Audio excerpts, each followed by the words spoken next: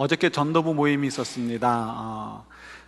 전도부 모임에서 어느 한 분이 이런 얘기를 하시더라고요. 자기가 평소에 이제 아이들 때문에 이렇게 동네 도서관을 자주 가는데 가면 이제 사람을 자주 만난다는 거죠. 그러면 그냥 그 한국 사람들이 이렇게 반갑게 오기도 하고 자기도 반갑게, 그래서 그냥 편안하게 얘기를 하고 만남을 갖곤 했다고 합니다.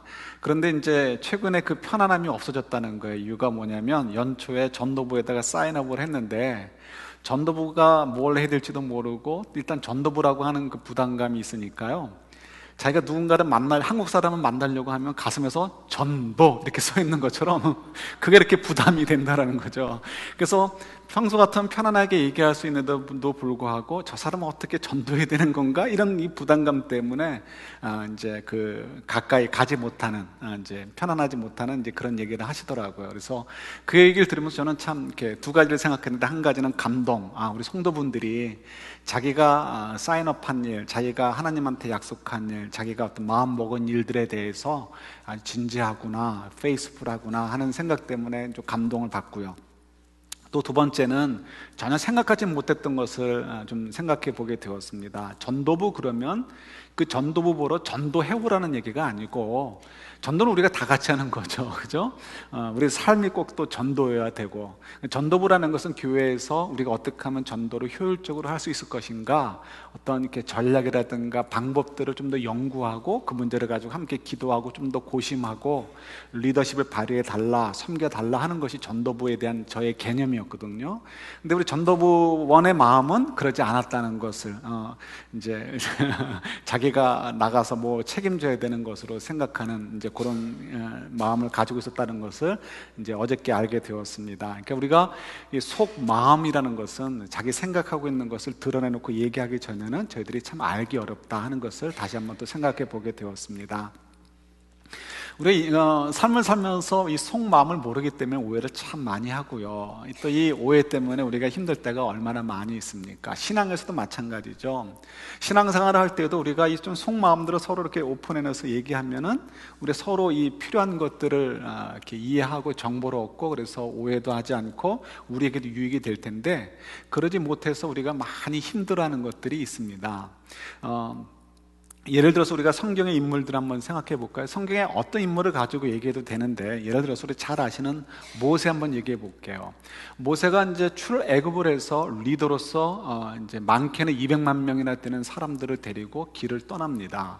갈 길이 바쁘죠. 애굽 군대가 언제 또 우리를 추적해 올지도 모르는데, 그러니까 갈 길이 바쁜데 잘 가던 길에 하나님께서 말씀하시죠. 모세에게 은밀하게 얘기하십니다. 너 뒤돌아가. 해서 내가 너를 인도하는 곳으로 다시 돌아가라, 이렇게 얘기하십니다.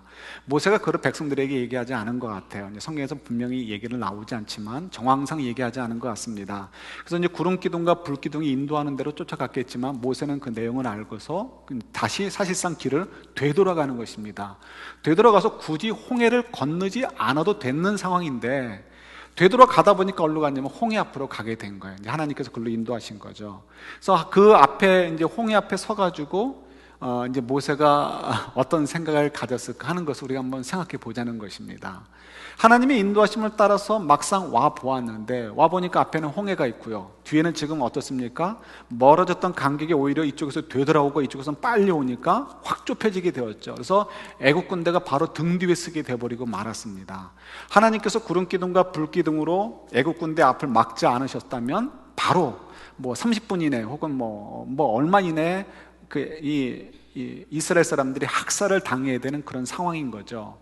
그때 이 모세는 어떤 생각을 가지고 있었을까요? 하나님께서 나에게 이렇게 돌아가라고 말씀하셔서 돌아왔는데, 야, 이거 나 어떻게 된단 말인가? 그죠? 우리가 모세 이 속마음을 전혀 알지 못합니다. 우리가 알 수 있는 것은 모세는 순종했고 되돌아갔고 홍해 앞에 섰고 애국 군대가 쫓아왔고, 그래서 죽을 상황이었는데 하나님께서 지시한 대로 지팡이를 이렇게 홍해를 내리쳤더니 홍해가 갈라져서 구원을 얻었다. 그리고 이스라엘 백성들을 죽이러 쫓아왔던 애국 군대는 그 홍해에 의해서 쓸림을 당하고 말았다. 우리 결과적인 것, 눈에 보이는 것, 하나님 메시지로 전달해주고 싶은 내용들만 알지, 그 역사 속에 있는 모세의 그 마음은 저희들이 알 방법이 없죠. 성경이 그것을 얘기해 주지 않고 있지 않기 때문에 그렇습니다. 왜 모세만이겠습니까? 또 우리 전에 묵상했던 에스더 한번 생각해 보세요. 에스더가 이제 하만의 이렇게 이 음모에 빠져서 이스라엘 백성들이 다 죽게 되었습니다. 그때 모르드게가, 외삼촌인 모르드게가 전령을 통해서 보내죠. 소식을 전합니다. 너 혼자 살려고 그러느냐?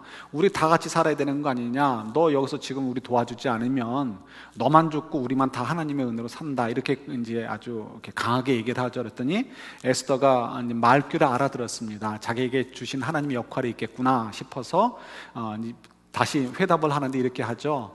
내가 죽으면 죽을 각오를 가지고 사흘 동안 금식 기도하겠습니다. 그러니까 여러분도 함께 기도해 주세요. 왕이 날 안 부른 지 오래돼서 언제 왕 앞에 갈지 모릅니다. 그러나 내가 한번 3일 동안 기다렸다가도 소식이 없을 때는 내가 죽을 각오로 갈 테니까 여러분들도 기도해 주세요라고 부탁을 합니다. 이 사흘 동안 에스더는 어떤 생각을 했을까요? 우리가 보이는 것은 이렇게 용기 있게 죽으면 죽으리라 하고 사흘 후에 왕 앞에 나갔더니 왕이 그를 이쁘게 받아서 오히려 살고 하만의 이렇게 나쁜 계략은 무너지게 되었다. 이렇게 우리는 알고 있습니다. 역사적인 것, 눈에 보이는 것, 하나님 주시는 메시지는 알고 있어요. 그러나 그 역사의 현장 속에서 서 있었던 에스더의 속마음은 모르는 거죠. 어쩌면 사흘 동안 이렇게 기도했을지도 모릅니다. 하나님, 제가 금식할 테니까 이 사흘 안에 왕이 저를 좀 찾게 해주세요. 갑자기 제가 보고 싶게 하신다든지, 아니면 갑자기 등이 가려운데 제가 꼭 긁어줬으면 좋겠다는 생각이 좀 들게 하시든지, 어떤 방법을 하셔서라도 저를 좀 찾게 해주세요.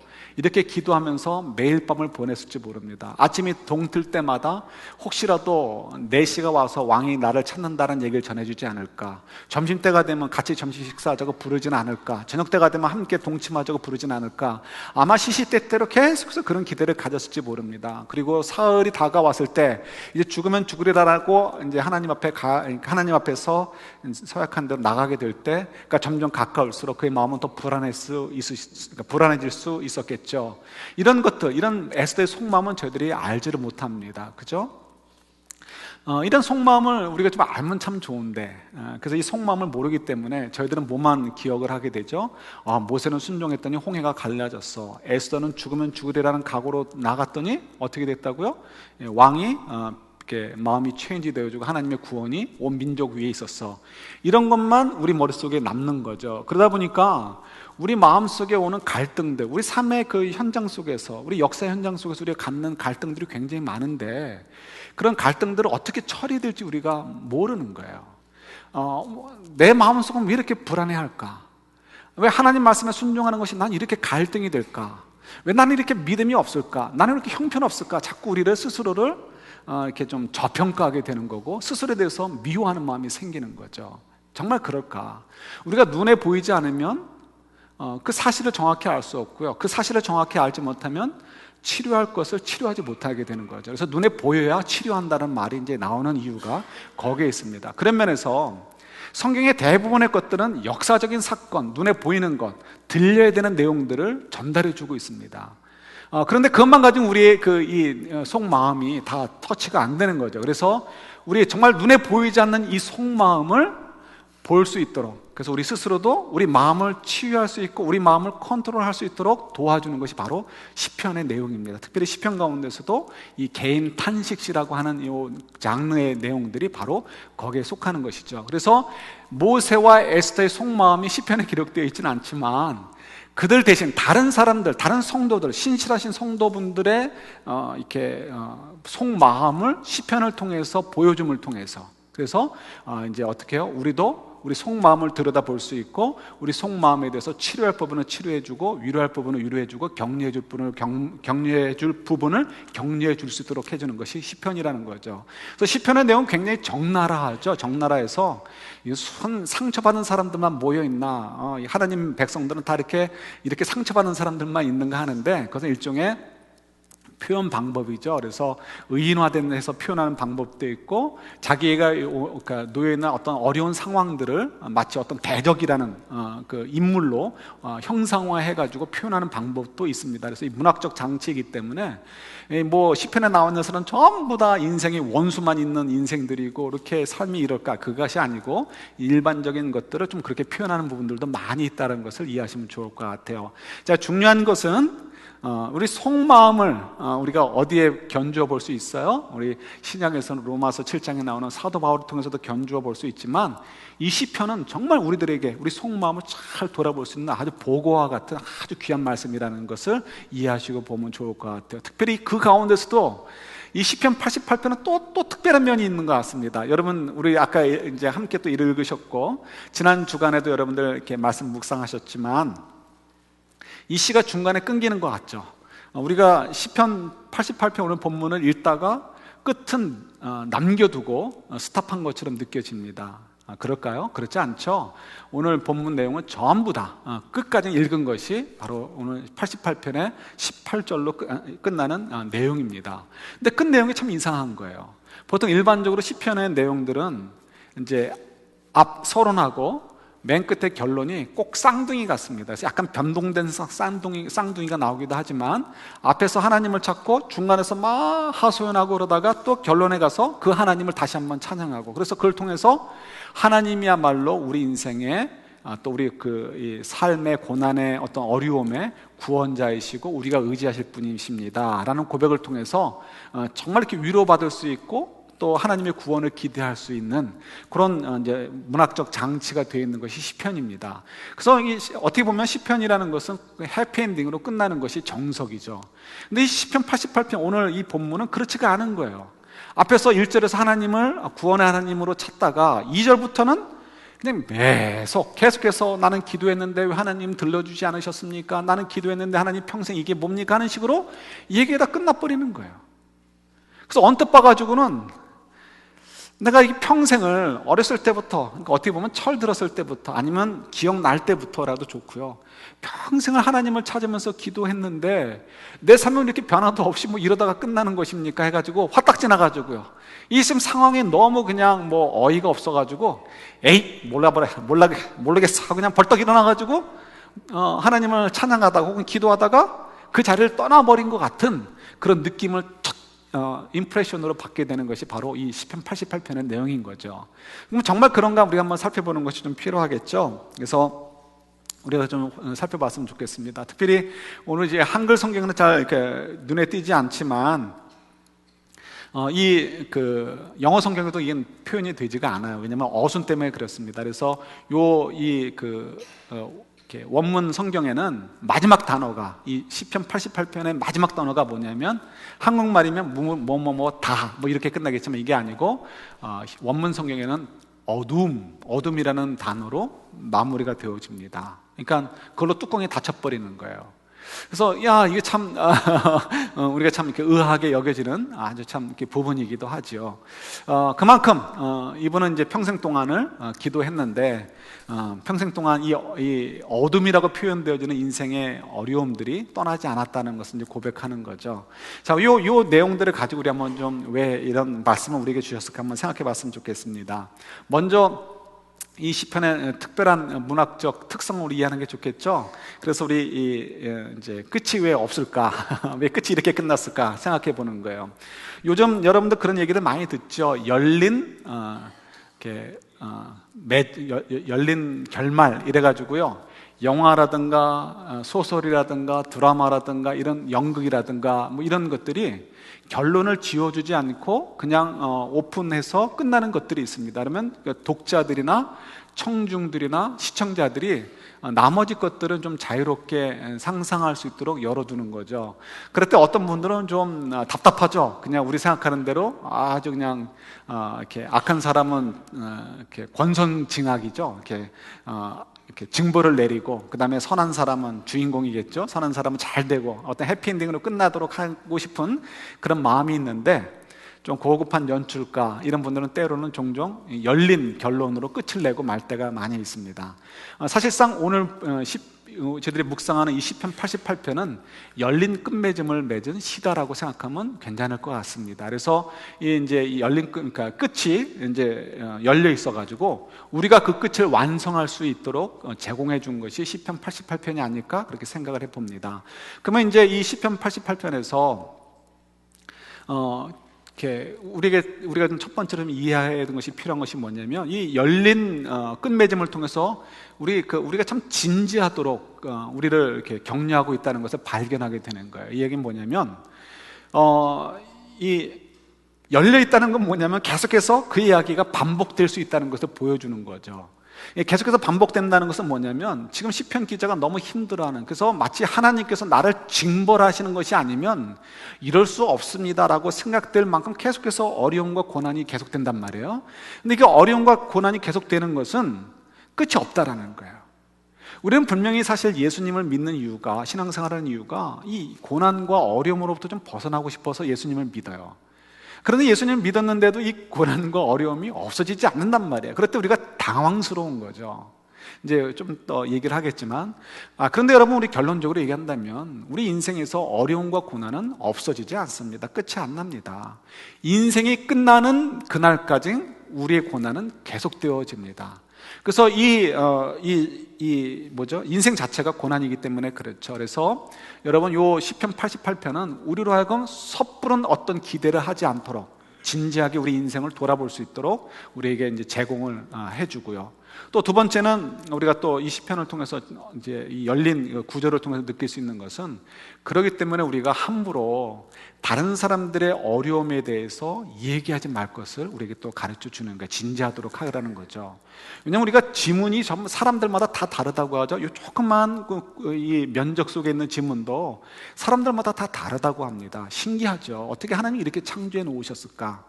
마찬가지로 이 조그만 면적의 것도 이게 다 다른데 우리 가슴에 담아놓은 우리의 히스토리, 인생이라는 것은 얼마나 다양하겠습니까? 그런데 우리도 모르게 툭 뱉죠. 그거 난 다 안다 이거죠.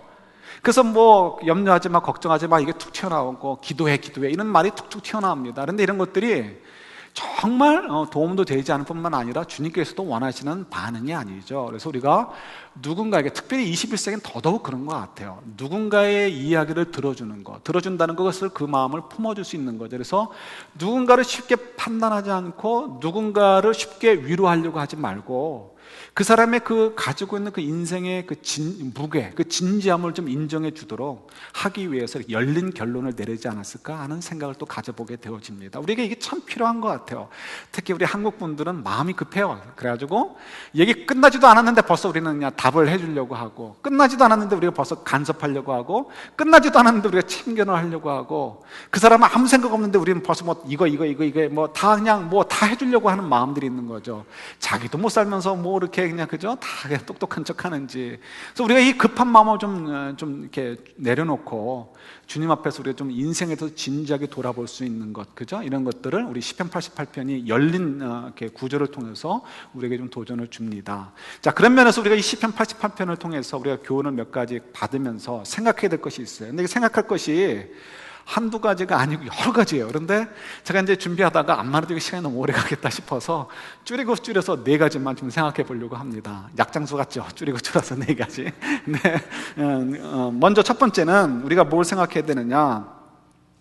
우리 인생 가운데 오는 고난과 어려움은 죄 때문이다라고 생각하는 것을 여러분들이 조심하셔야 된다는 거예요. 물론 우리 죄가 때로는 우리 하나님으로부터 매를 버는 경우도 있어요. 그러나 그런 경우는 사실은 그렇게 많지 않아요. 우리가 잘 생각해 보실 필요가 있습니다. 왜 그럴까? 오늘 시편 저자도 이제 노래하는 분도 마찬가지죠. 15절에 보면 어려서부터, 젊었을 때라는 것은 어려서부터라는 거죠. 그래서 아까 말씀드렸듯이 어쩌면 철 들을 때부터, 아니면 철 들기 전에 나중에 기억할 수 있었던 그때부터라고 얘기해도 좋아요. 그러니까 홀 라이프라고 얘기해도 되겠죠. 홀 라이프 동안 계속 계속해서 그 어려움과 고난이 있어 왔다는 것을 얘기해 줍니다. 기도하고 있었어요. 그는 하나님을 찾고 있었고 하나님이 어떤 분인지를 1절을 보면 그가 알고 있었다는 것을 알 수 있습니다. 그러니까 이분이 정말 아주 뭐 구제불능인 세상 표현으로, 정말 죄송한 표현이지만 세상 표현으로 개차반인 사람이다, 이런 사람이라면 모를까. 그런데 정황으로 봐가지고 이분은 그런 분 같지는 않아요. 아주 굉장히 신앙이 좋은 분 같아요. 이걸 봐가지고 이분이 어떤 특정한 범죄 때문에, 아니면 계속해서 특정한 범죄, 하나님의 아주 진노를 살 만큼 큰 죄를 져서 이렇게 계속 인생 내내 복잡한 삶을 산다라고 우리가 이해할, 생각할 수 있는 근거가 전혀 없습니다. 그건 넌센스예요. 맞지 않습니다. 그러면 이걸 통해서 우리가 알 수 있는 것은 뭐냐면, 우리는 이 죄 때문에 형벌을 받는다라는 것이 너무 억압적으로 생각을 하는데 그럴 필요가 없다는 것을 우리에게 가르쳐 줍니다. 이렇게 얘기해도 좋을 것 같아요. 여러분, 우리가 죄로부터 자유로울 때가 있습니까? 여러분 그럴 때가 있으세요? 여러분 중에 죄로부터 자유로울 때가, 그냥 뭐 쉽게 얘기해서 단 하루만 얘기하더라도 자유로울 때가 있으세요? 아니요. 어느 누구도 단 한순간도, 잠깐 뭐 주님만 생각하다가 넘어갈 때를 제외하고는 어느 분도 뭐 좀 넉넉 잡고 얘기해서 한나절도 죄로부터 자유롭게 살 수 있는 사람이 아무도 없습니다. 만약 죄를 짓는 거대로 하나님께서 다 우리를 보응하신다면 우리가 살아남을 수 있는 사람이 어디 있겠습니까? 죄를 지을 때마다 뭘 하나씩 띄어냈으면 우리는 다 귀도 없고 코도 없고 눈도 없고 발도 없고, 아마 집에서 가만히 이러고도 못 있겠죠. 아마 뭐가 남아 있겠습니까? 그죠? 예. 우리는 그런 죄인이에요. 우리가 언제 죄로부터 자유로울 수가 있겠습니까? 그러니까 우리가 이 죄 때문에 형벌을 받는 거에 대해서 하나님이 물론 이제 치실 때가 있다고 제가 전제했어요. 그러나 일반적으로 많은 경우는 하나님이 정말 용서해 주시고 넘어가시고 우리를 잘 훈련시키기 위해서 이렇게 때리시기 전에는 정말 참 많이 참으시는 것이 맞는 것 같아요. 우리 욥기도 마찬가지죠. 욥기의 경우도 참 이렇게 어려운 얘기지만 지금 어려운 얘기를 하고 있는 거예요. 욥이 병에 걸렸어요. 그리고 그 자녀들이 하루에 다 죽었어요. 그 많은 재산이 한 번에 다 날아가 버렸어요. 그때 우리는 뭐라고 얘기합니까? 우리 주변에 있어도 그런 사람을 향해서 저 사람 분명히 하나님한테 굉장히 큰 죄를 졌을 거야, 우리도 분명히 이렇게 생각할 것입니다. 그죠? 욥의 친구들도 그렇게 생각을 해서 이 욥을 갖다가 비난했어요. 그것이 그냥 장장, 수십 장에 걸쳐서 그 내용들이 기록되어 있는 거죠. 그때 하나님이 나타나셔서 뭐라고 얘기하십니까? 야, 너도 정말 관찰력도 뛰어나고 적응력도 뛰어나다, 이렇게 얘기하십니까? 그렇게 안 하셨죠? 그 친구들을 향해서 아주 힐난하시고, 우리 현대말로 얘기한다면 누가 그딴 말을 하라고 너희들에게 얘기했니? 라고 아주 화를 내시면서 욥에게 빌고, 용서를 빌고, 그 다음에 욥에게 어떤 배상을 하도록 하나님께서 명령하신 것을 보게 되죠. 여러분, 이 욥기가 굉장히 중요한 것이 뭐냐면, 우리가 너무 인과응보라는 그 도식에 쌓여가지고 하나님을 그 도식 속에 다 집어넣어버리는 거예요. 그래서 하나님의 사랑과 하나님의 인내, 오늘도 기도하셨던 것처럼 그 하나님의 인내, 이런 것들은 다 싸잡아서 없애버리고 인과응보 속에서 뭘 자꾸 판단하려고 하기 때문에 우리가 문제가 되는 거예요. 그래서 누가 잘 되면, 뭐 사업이 잘 되든지 뭐가 건강한다든지 뭐가 그러면 저 사람은 하나님께 축복받을 일을 받았나 봐, 이렇게 생각하고, 그렇지 않은 사람은 저 사람은 하나님께 벌 받을 짓을 했나 봐, 이렇게 되어버리는 거예요. 근데 이것은 하나님의 생각과는 전혀 관련이 없단 말이에요. 물론 이제 부분적으로 맞는 부분이 있어요. 그러나 일반적으로, 보편적으로 그렇지 않다라는 거죠. 우리가 생각하는 차원의 것을 뛰어넘는 것이 하나님의 방식인 거죠. 그래서 우리가 첫 번째 이 시편 88편과 같은 말씀을 묵상하면 생각해야 될 것, 우리가 이 죄 때문에 우리가 받는 지금 인생에서 고난을 받고 어려움이 있는 것은 우리가 뭔가 부족하기 때문이네, 뭔가 죄 때문에 그런 것이다 라고 생각하는 것은 오해라는 것입니다. 그럼 한 군데만 더 생각한다면 우리 찾아보진 않을게요. 왜냐하면 여러분 너무 잘 아시는 것이니까. 시편 22편 1절이나 또 그 말씀을 예수님께서 인용하시죠. 십자가 위에서 뭐라고 인용하시죠? 그 내용이 뭐예요? 아버지여, 아버지여, 어찌하여 나를 버리셨나이까? 시편 기자가 그렇게 생각했을까요? 난 지금 너무 어려운데 하나님 나를 버리셨나 보다, 이렇게 생각했을까요? 예수님께서 십자가에 달리셔가지고 나 이렇게 고난스러운데 하나님 나를 버리셨나 보다, 이렇게 생각했을까요? 아니죠. 예수님도 하나님이 나를 지금 버리셨다는 거 조금 더 생각하신 적이 없으시고요, 시편 기자도 그렇게 생각하지 않으셨단 말이에요. 근데 왜 어찌하여 나를 버리셨나이까 라고 표현했을까요? 그만큼 너무 어려운 거죠. 정말 하나님 나를 버리신 것만큼, 내가 이렇게 정말 버리신 것처럼 느껴질 만큼 이렇게 어렵습니다. 그러니까 하나님 빨리 좀 개입해 주시고, 이 일에 개입해 주시고, 내 인생 가운데 역사해 주셔서 이 어려움과 고통으로부터 좀 나를 빨리 좀 구원해 주세요. 제가 너무 두렵고 무섭습니다 라고 표현하는 것이 바로 어찌하여 나를 버리셨습니까 라고 표현하는 거죠. 그래서 오늘 시편 기자에서 하나님이 마치 나를 공격하시는 것 같고, 그 다음에 15절 같은 경우 참 이렇게 21세기에 참 아주 특별히 좋은 표현이 아닌가 싶어요. 18절에 제가 읽을게요.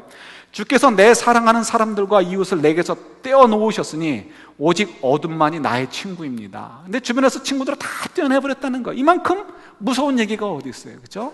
외롭다는 것보다 더, 버림받았다는 것보다 더 무서운 것은 없는 거죠. 그만큼 하나님께서 이렇게 형벌로, 그래서 이렇게 이런 표현들이 있죠. 주께로부터 오는 그 형벌이 무섭다, 15절에 그렇게 되어 있고요. 16절에는 주의 진노가 나를 삼켰으며 주의 무서운 공격이 나를 파멸시켰습니다. 그러니까 정말 주님께서 징벌하신 것처럼 느껴질 정도로 이만큼 정말 힘들다라는 것은 그러니까 시편 기자가 표현하고 있는 거예요. 그런 면에서 여러분들이 잘 이해하셔서 시편 88편 기자는 정말 죽을 죄인이었나 보다 이렇게 생각하지 않으셨으면 좋겠고요. 우리가 갖는 인생의 고난도, 맞아, 이것이 이제 내가 특별한 죄를 져서만이 아니라 우리 인생 자체가 이 고난의 길이고, 그래서 이 시편 기자가 얘기하는 것처럼 우리가 정말 하나님 나를 이렇게 어찌하여 버리셨나이까, 하나님 정말 나를 징벌하시고 형벌을 주시는 것 같습니다라고 할 만큼 어려운 것이 인생이구나. 그러나 이것이 꼭 죄 때문에만에, 내가 지은 어떤 개인적인 죄 때문에만에 오는 것은 아니구나 하는 것을 여러분들이 먼저 기억하시면 좋을 것 같아요. 두 번째 기억하실 것이 있는데, 그것은 우리 성경을 한 군데만 찾는데 여러분 찾지 못합니다. 왜냐하면 제가 이 성경을 표준 세번역으로 준비했습니다. 이게 좀 더 여러분들이 이해하시기 좋을 것 같아서 우리 22절, 23절 우리 한번 같이 읽겠습니다. 우리는 모든 피조물이 이제까지 함께 신음하며 해산의 고통을 함께 겪고 있다는 것을 압니다. 그뿐만이 아니라 첫 열매로서 성령을 받은 우리도 자녀로 삼아 주실 것을, 곧 우리 몸을 속량하여 주실 것을 고대하면서 속으로 신음하고 있습니다. 아멘. 우리 22절 보면 모든 피조물, 그러니까 우리 성도들을 제외한 모든 것들을 얘기하는 거예요. 자연 질서건 모든 것들을 얘기하는 거죠. 모든 사람들. 자연 질서들조차도 다 괴로워하고 있다는 거예요. 해산의 고통만큼. 왜요? 하나님께서 원래 창조하셨을 때는 그렇지 않았단 말이에요. 근데 이 창조가 죄 때문에 창조의 질서가 깨어지니까 이제는 사자가 토끼를 잡아먹으려고 하는 것처럼 양육강식의 원리가 이 세상 속에 있게 되어지고요, 질서가 파괴되어지니까 점점 자연도 파괴되어지고, 그러니까 다들 그러니까 이제 의인화해서 표현하는 거죠. 너무 괴로워서 신음하고 있다라고 표현하고 있는 거예요. 그만큼 우리 삶의 환경이 이렇게 어렵다는 거죠.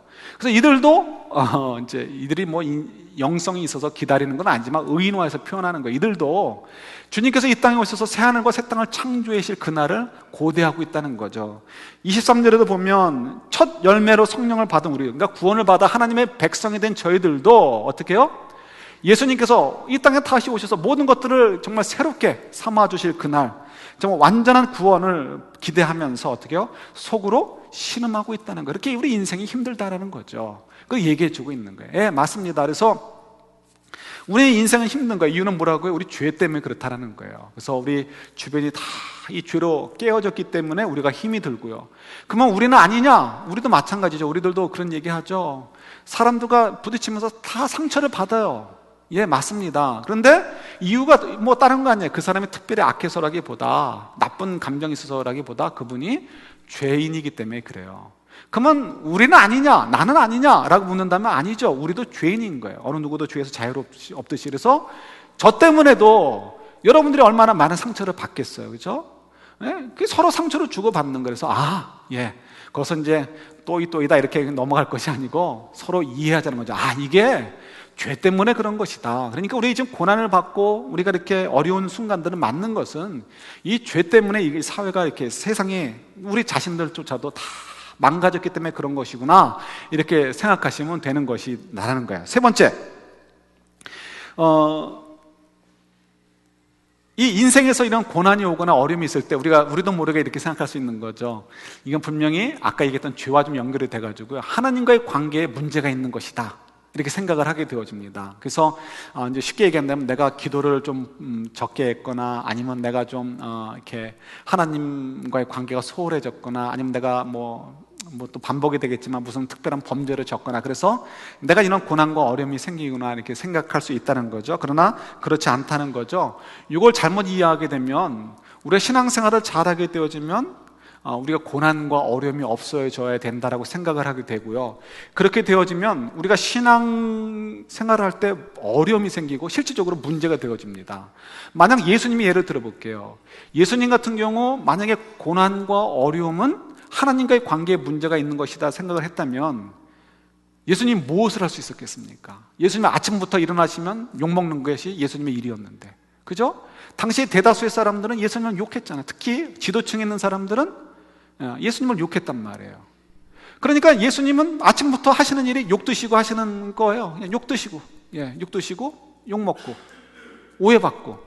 만약 예수님께서 이런 생각을 가지시고 이거는 하나님과의 관계가 문제 있는 거니까 내 욕먹지 않도록 해야지 한다면 어떻게 되겠습니까? 어려움이 없도록 해야 되겠지, 고난을 피해가야 되겠다면 예수님은 절대로 십자가를 지실 수 없고요, 십자가를 지시지 못할 뿐만 아니라 십자가 가까이 근처도 가지 못했을 거라는 거죠. 그죠?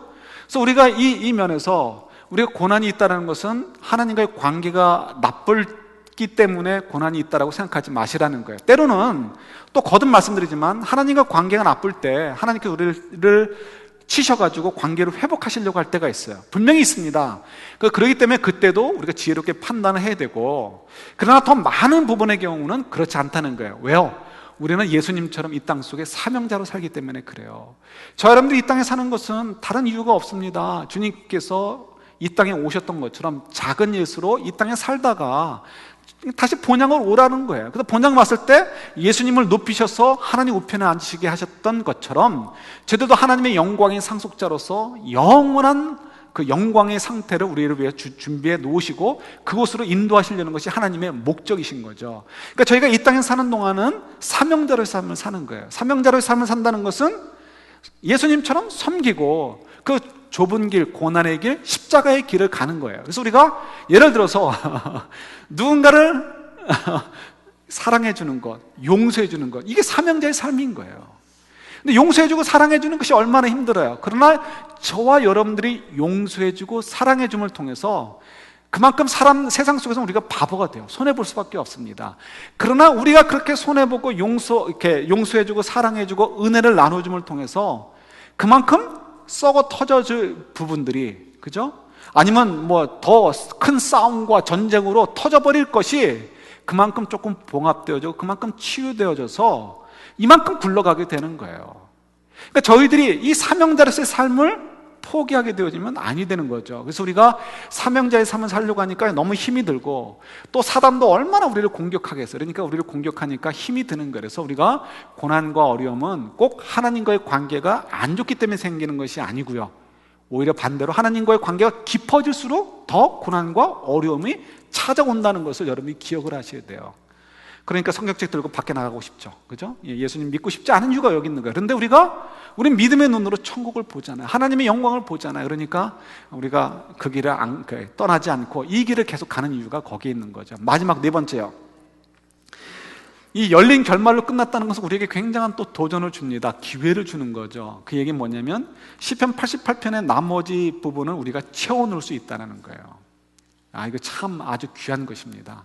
시편 88편의 끝 마무리를 저희들이 이제 어떻게 하느냐에 따라서 그 마무리를 어떤 스토리로 이렇게 맺을 수 있는지를 우리에게 찬스를 주셨다는 거죠.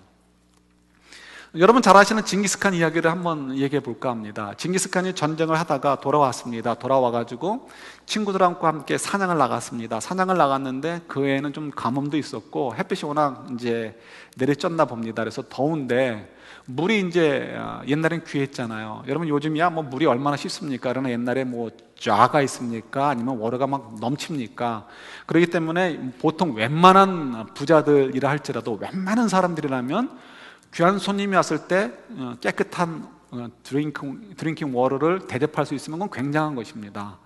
그래서 아주 부유한 사람들도 물 한 잔 대접하는 것이 소중했고요. 그렇지 않은 사람들은 뭐 아주 정말 뭐 아주 부유한 사람들은 뭐 주스 같은 것이 있었을지 모르겠습니다. 저녁에는 뭐 와인 같은 거 끊어놨을지 모르겠지만 일반적으로 물이 굉장히 귀하죠. 이 뭐 징기스칸도 뭐 천하의 징기스칸이지만 뭐가 있습니까? 나갔는데 말 타고 열심히 사냥했는데 목이 마른 거예요. 그런데 마침 가뭄이었는지 물이 귀한 거죠. 그런데 징기스칸은 또 징기스칸 아닙니까? 그러니까 물이 어디 있는지 아니까 찾아가는데 계곡에 가도 물이 없고 또 자기가 아는 대로 찾아가는데 거기도 물이 없어요. 막 고생하다가 물이 조금 있는 이렇게 파운틴을 발견한 거예요. 그래서 그 물을 조심해서 떠가지고 마시려고 하는데 이 몽고 사람들이 사냥을 할 때 뭘 데리고 가죠? 매를 데리고 가잖아요. 근데 매가 갑자기 확 날라와가지고 그 잔을 엎어버렸다는 거예요. 좀 화가 나지만 그래도 평생의 친구 아닙니까? 그러니까 이제 그냥 뭐 할 수 없지만 어떡하겠어요? 금수를 가지고, 그죠? 그래서 또 이제 물을 조심해서 또 어렵게 한 잔 떠가지고 마시려고 하는데 또 그 매가 날라와가지고 그 잔을 엎어버렸습니다. 그러니까 이게 이 매, 자기 사랑하는 매임에도 불구하고 이제 화딱지가 난 거죠. 그래서 이놈 자식 또 그러면 내가 죽여버려야지 이런 마음을 먹고 있는데, 그래서 정말 물 한 방울 다 모아가지고 이제 한 잔을 만들어서 마시려고 하는데 정말 그 순간에 또 매가 날라와서 이 잔을 엎어버린 것입니다. 그래서 화가 나가지고 징기스칸이 그 매를 잡아가지고 죽였다는 거죠. 근데 물은 이제 다 소비했으니까 이제 또 조금 더 올라갔습니다. 올라가가지고 그 워로가 떨어지는 또 파운틴을 발견하게 된 거죠. 보니까 여러분 잘 아시는 대로 정말 무서운 독사가 물에 빠져 죽어 있었다는 것입니다. 그러니까 매가 하늘을 날다가 이제 보고서는 우리 주인이 죽겠구나 해서 그 잔을 엎었다는 거죠. 실제일까요? 전설일까요? 그죠? 믿거나 말거나 하지만 어쨌든 간에. 근데 이 징기스칸이 이때 유명한 말을 했다고 하지 않습니까? 뭐라고 얘기했냐면 성질이 났을 때, 화가 났을 때는 뭘 결정하지 말자, 뭘 하지 말자, 이렇게 마음을 먹었다는 거죠. 이건 저희들에게 굉장히 유익한 것 같습니다. 성질이 났을 때, 그래도 화가 났을 때만이 아니고요, 어떤 일에 너무 성공했을 때도 마찬가지입니다. 너무 기분이 업돼 있을 때도 우리가 이렇게 이성을 잃어버려 가지고요, 실수할 확률이 굉장히 높아지죠. 실패했을 때는 더 말할 것도 없습니다. 실패했을 때는 그 실패를 부인하고 싶은 마음도 있고 그 실패를 만회하고 싶은 마음이 있다고 해요. 그래서 그때는 또 무리한 결정을 내리려고 한다고 합니다. 그래서 사업이 망하는 분들은, 그래서 멘토를 통해서 컨설팅을 자꾸 받아야 되는 이유가 자기도 모르게 욱욱욱 하다가 보면 그냥 하나도 안 남고 이제 거지가 되는 거죠. 그러니까 참 조심해야 되는 거예요. 기분이 너무 좋아도 문제가 되고 기분이 우울할 때도 결정하는 것은 굉장히 위험한 거죠. 그럴 때는 조심하시고 스탑하시고 좀 이렇게 사람들과 대화하신다든가 감정을 좀 바꾸는 상태에서 결정을 내리시는 것이 유익하다는 거죠. 우리가 인생을 살면서 우울하지 않을 때, 기쁘지 않을 때, 슬프지 않을 때, 화딱지 나지 않을 때, 업되지 않을 때, 그럴 때가 언제가 있습니까? 그게 인생인데. 그러면 우리는 도대체 아무 생각 없이 살아야 되는 거예요? 닥치는 대로? 그런 말이 아니겠죠. 그러면서 시편 88편이 우리에게 참 좋은 거를 제공해 주는 거예요. 나머지를 이제 우리가 만들기 위해서 그때 어떻게 하라고요? 하나님 앞에 나아가라는 거예요. 이렇게 우리 사랑을 잘하는 사람들의 7가지 습관 가운데 이런 얘기가 있습니다. 이제 그 해프만이라는 분이 한 얘기인데요. 사랑은 감정이 아니고 행동이라는 거죠. 그래서 사랑은 이제 행동이기 때문에 사랑하는 마음, 그런 태도를 가지고 행동을 하게 되면 결국 그것이 습관이 돼서 사랑을 잘하는 사람이 되어진다는 거죠. 그럴싸하죠. 그럴싸하고 우리도 다 아는 것 같은데 이걸 못해서 문제죠.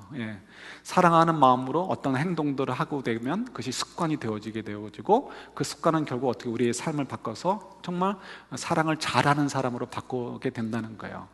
주님이 우리를 사랑하시잖아요. 그래서 우리가 주님을 안 찾아갈 거 아시거든요. 그러니까 어떻게 해요? 찾아가도록 사랑의 안전띠라고 그랬죠. 끈을 만들어 놓으신 그게 뭐예요? 우리의 고난과 아픔이에요. 그래서 이 고난과 아픔이 있을 때마다 내가 오늘도 시편 88편을 마무리 짓지 하는 마음을 가지고 주님 앞에 나가시자는 거예요. 주님 앞에 나가가지고 이러쿵저러쿵 막 떠드는 거예요. 정말 하나님 죽겠습니다. 어찌하여 나를 버리십니까? 죽겠습니다 할 때 정말 죽을 거예요? 아니잖아요. 그죠? 어찌하여 나를 버리십니까? 주님이 안 버리시는 거 알지만 정말 버리시는 상황처럼 느껴진다는 거죠. 막 주저리 너저리 막 떠드는 거예요. 주님 앞에. 그렇게 되면 어떻게 되죠? 우리가 하나님이 창조의 신비가 있어가지고 우리가 떠들다 보면 우리 감정이 좀 누그러지게 되어집니다. 누그러지는 만큼 우리 감정이 막 폭발하듯이 막 가득 채워져 있었는데 뭔가로 그것이 내려가는 만큼 뭐가 채워져요? 주님의 부분, 그러니까 성령께서 채워주시는 부분이 점점 늘어나게 되는 거죠. 그러면 그때 이제 서명처럼 조그만 빛처럼 뭔가가 보이는데 그게 뭐냐면 성령의 임재입니다. 성령께서 우리 속에서 역사하시는 거죠. 그때 이제 성령께서 이제 워킹을 하시는데, 일을 하시는데, 우리가 이제 제가 말씀드린 거죠. 기도할 때 뭐 먼저 기도하라? 항상 하나님이 어떤 분인가에 대해서 묵상하라고 말씀을 드렸잖아요. 그럼 우리 또 성령의 인도하심을 따라 자연스럽게 그렇게 기도가 되겠죠. 그러면 어떻게 해요? 하나님이 어떤 분인가 이렇게 생각하려고 하는데 처음에는 아직 그 감정이 남아있기 때문에 왜 하나님은 자꾸 나한테 시비를 거시고 나를 왜 이렇게 힘들게 하실까? 하나님 나를 사랑하지 않으시는가? 하나님 나를 버리셨나? 막 이런 생각이 드는데 점점 그것이 막 떠들면서 나도 막 뱉는 거예요. 시편 88편 기자처럼 막 뱉어버리는 거야. 뱉어버리는 동안에 감정이 내려가면서 점점 성령의 음성이 더 채워지게 되는 거죠. 그때 성령께서 말씀을 통해서 우리가 기억나게 하시는 거예요. 하나님이 어떤 분이신지. 근데 하나님이 우리를 사랑하신다는 거예요. 창세전부터 사랑하신다는 거예요. 근데 그 사랑이 얼마나 큰지 우리를 위해서 자기 독생하신 아들조차도 아끼지 않으실 만큼 사랑하신다는 거예요. 여러분, 이 큰 사랑, 이 위대한 사랑, 얼마나 좋은 사랑이에요. 이 좋은 사랑이 점점 내 마음을 잡아오면서 우리가 거기서 이제 녹아지기 시작하는 거죠. 그리고 믿어지게 되어지고 거기서 위로를 받게 되어지고 그리고 소망을 얻게 되는 거죠. 거기서 해결되어지기 시작하는 거예요. 그러면서 그때 그 좋으신 하나님을 만나게 되어지면 그다음에 어떻게 되죠? 우리가 위로가 받고 소망을 얻게 되니까 힘이 나죠. 더 성령께서 역사하시게 되죠. 그때 성령께서 또 우리를 힘들게 하는 그 구체적인 사안들에 대해서 우리가 어떻게 하기를 원하시는지 기억나게 하시는 거죠. 하나님께서 어떻게 하기를 원하시는지를, 하나님께서 어떻게 개입하실 것인지를 보여주시는 거죠. 그래서 어떻게 생각을 합니까? 우리가 말씀에 또 기억나게 하시는 거예요.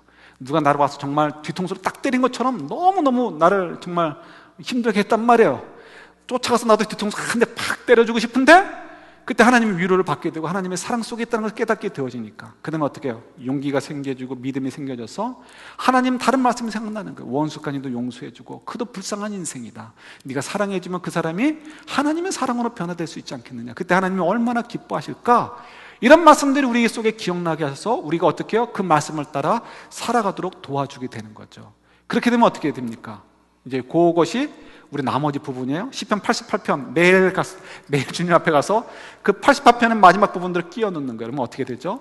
결국은 성령의 인도하심을 따라 하나님을 만나고 하나님의 위로를 받게 되어지고 그래서 우리의 삶이, 우리의 행동이 바뀌어지게 되는 거예요. 하나님이 기뻐하시는 사랑의 행동으로 변화되어지게 되어지고 그것이 습관이 되어지고 그래서 하나님의 사랑으로 우리가 채워지게 되어서 우리 인생이 해피엔딩으로 끝나게 되어지고 그런 일들이 해피엔딩으로 끝나게 되어지는 거죠. 그럴 때 이것이 우리들의 뭐가 되는 거예요? 소망이 되어지는 거예요.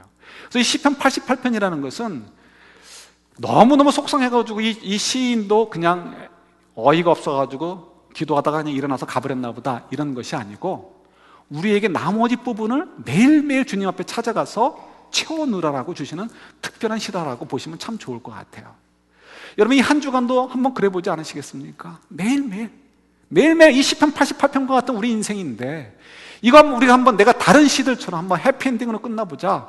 그래서 매일매일 주님 앞에 찾아가 보시는 거예요. 그리고 주님 앞에서 뭐 거룩한 척 하실 필요 없어요. 그냥 있는 대로 다 토해내시는 거예요. 토해내시면 그 다음엔 여러분 성령께서 여러분들을 인도해 주실 거예요. 믿으셔요. 그래서 성령께서 인도해 주심을 통해서 성령의 인도하심을 따라가게 될 때 하나님의 사랑이 믿어져서 위로받게 되어지고 하나님의 그 이제 임재를 경험하게 되고요. 그 다음에는 하나님께서 성령을 통해 주시는 말씀대로 우리가 행동을 하게 될 것이고 용기를 주시니까 순종하게 될 것이고 그렇게 되면 우리도 모세처럼 에스더처럼 해피엔딩의 삶들을 우리가 만들어가게 되는 거죠. 이런 삶들을 살도록 도전해 주신 것이 이 시편 88편이 아닐까 이렇게 생각을 해봅니다. 사랑하는 성도 여러분, 이 한 주간 이런 이 소망을 가지고 이 시편 88편을 매일매일 완성해가는 아름다운 해피엔딩으로 완성해가는 저와 여러분들이 될 수 있기를 우리 주님의 이름으로 축원합니다. 아멘.